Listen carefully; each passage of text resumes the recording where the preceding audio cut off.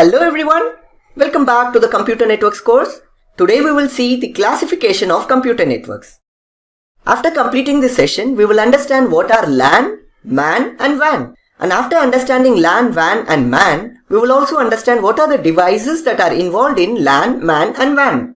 And we will also understand what are the new trends in computer networks.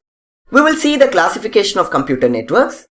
Computer networks are classified into local area network or simply LAN, metropolitan area network or simply MAN, wide area network or simply WAN. We will see local area network first. As the name implies, local means it is restricted to a limited area. That is, a small network is said to be a local area network. A local area network is a computer network that interconnects computers within a limited area. Say a small network that is there in our residence or our school, lab, university campus or office is said to be a local area network. Let's take an example. Let there are 100 computers in a network. And this is a school network. Each of these computers are connected to each other with the help of a switch. And we can call this computer network as a local area network. Why? Because all these computers can communicate with each other internally.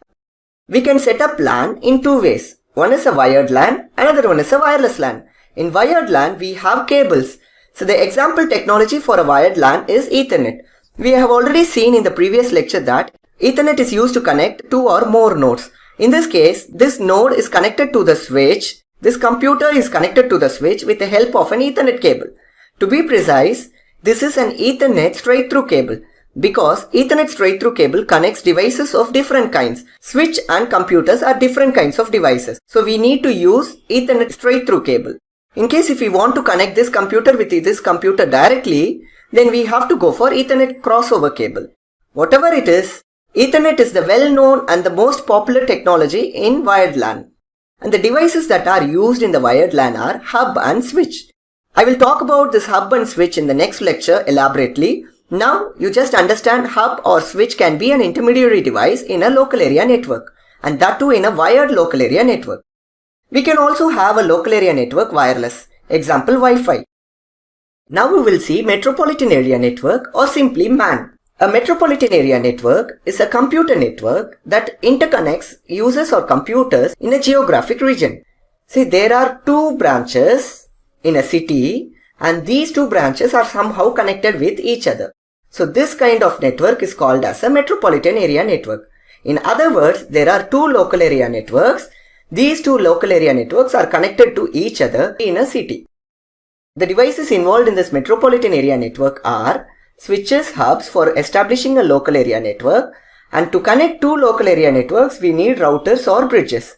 As I already mentioned, there are minimum two local area networks, and these two local area networks are to be connected with each other with the help of a router or a bridge. We'll see an example now. There are four local area networks connected to each other. Let's take this is a supermarket, and this supermarket has four branches. Computers in one supermarket will be in one local area network. Similarly, other branches also have separate local area network.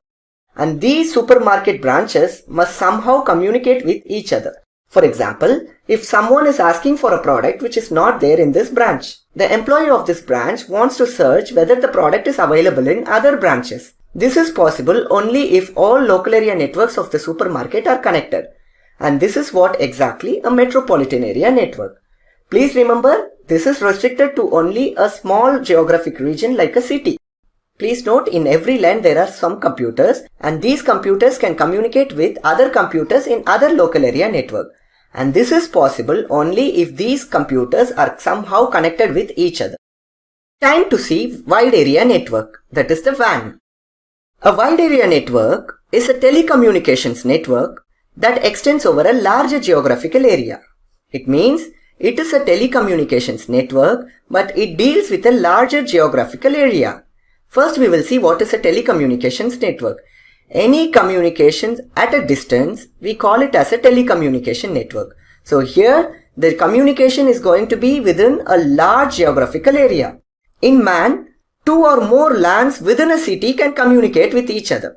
In WAN, two or more LANs within a country can communicate with each other. And the devices in WAN are all end devices and intermediary devices. Because an end device in one part of the country may want to communicate with an end device which is in the other part of the country. And some authors will refer this wide area network to be the internet. We will see an example now. And there are two local area networks. One local area network is in New Delhi and other local area network is in Chennai. And these two local area networks are in two different places in the country. And they are separated by a very large geographical area. But still, this computer can communicate with this computer. And this is possible only with the help of a wide area network. Wide area network means communication at a large distance. If it is a man, this is possible only within a city. But this is wide area network, hence the communication at a distance is still possible.